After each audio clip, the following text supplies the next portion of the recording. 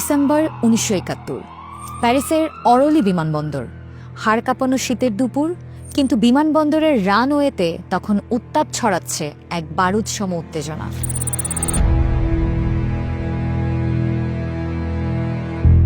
রানওয়েতে দাঁড়িয়ে আছে পাকিস্তান ইন্টারন্যাশনাল এয়ারলাইন্সের বিশাল বোয়িং 720 বিমান ফ্লাইট 712। গন্তব্য করাচি হয়ে ঢাকা। যাত্রীরা সিট বেল্ট বেঁধে তৈরি, পাইলট ইঞ্জিনে থ্রাস্ট দেওয়ার অপেক্ষায়। ঠিক এই মুহূর্তে বিমানটির ভেতরে ঘটে গেল এক অভাবনীয় ঘটনা। ২৮ বছর বয়সী এক ফরাসি যুবক, যার চোখে মুখে এক অদ্ভুত উন্মাদনা, নিরাপত্তার সব বাধা টপকে আচমকা ককপিটে ঢুকে পড়লেন। তার এক হাতে একটি লোডেড 9mm রিভলভার, অন্য হাতে একটি কালো সুটকেস, যার ভেতর থেকে উকি দিচ্ছে কিছু বৈদ্যুতিক তার। তিনি পাইলটের মাথায় পিস্তল ঠেকিয়ে শান্ত, কিন্তু ইস্পাত কঠিন গলায় বলে উঠলেন, এই বিমান নড়বে না, আমি এই বিমান হাইজ্যাক করলাম।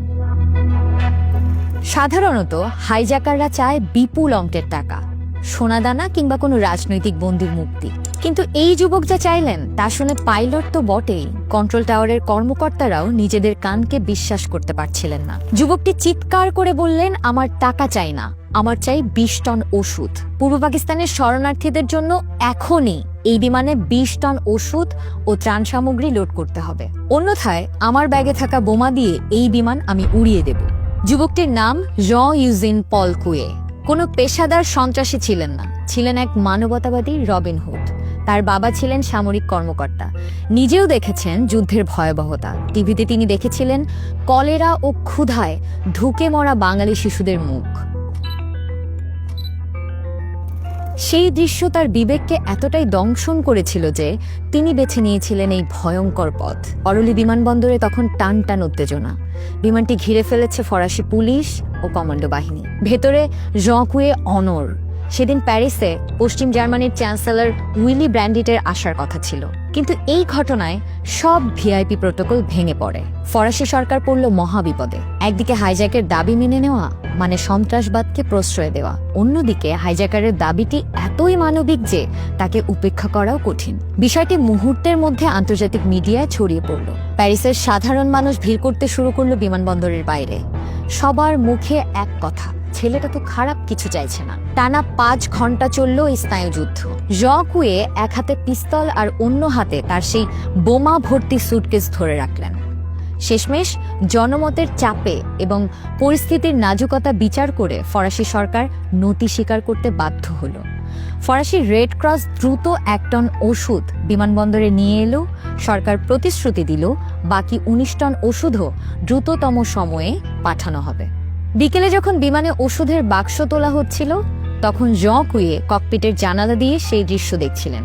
ঠিক এই অসতর্ক মুহূর্তেই ঘটে গেল ট্র্যাজেডি।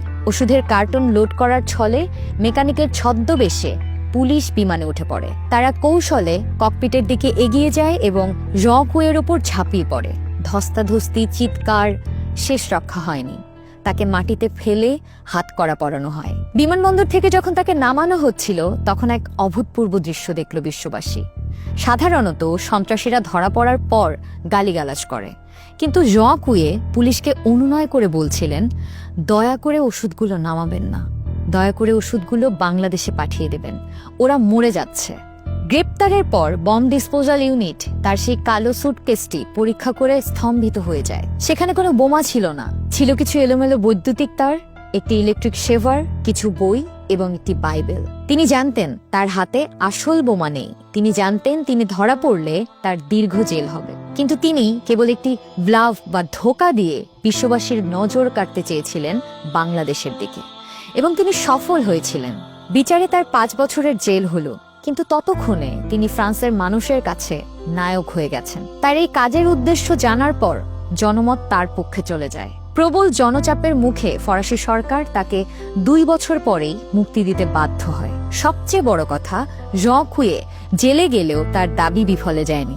ফরাসি সরকার কথা রেখেছিল। সেই ওষুধ এবং ত্রাণ সামগ্রী বাংলাদেশে পৌঁছেছিল। প্যারিসের রানওয়েতে পিস্তল হাতে দাঁড়িয়ে থাকা সেই যুবকটি শিখিয়েছিলেন, কখনো কখনো আইন ভাঙাই হয় সবচেয়ে বড় ন্যায় বিচার।